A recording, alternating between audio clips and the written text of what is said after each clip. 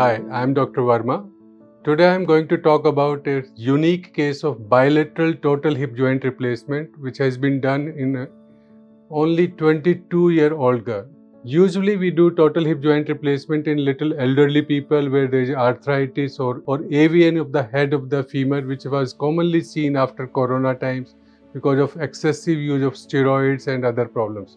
But this child, only 22 years, came to us with severe bilateral hip pains. When we investigated her, she was found to have a sickle cell anemia. Assalamu alaikum. Hello everyone. My name is Aisha Mahmoud Khaleel from Kano, Nigeria.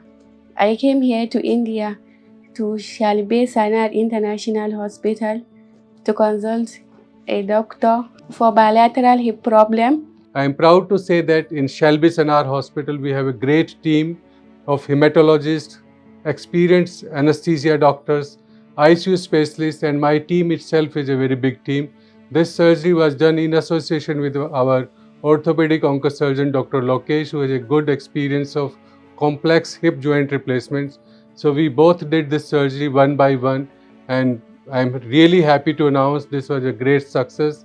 So they did the first hip replacement, which she selected the right-hand side, and they did it. It was successful, being highly successful. So they decided even to do the second hip after 3-4 days, which is also successful. Before she was limping, and now she can walk like any normal person.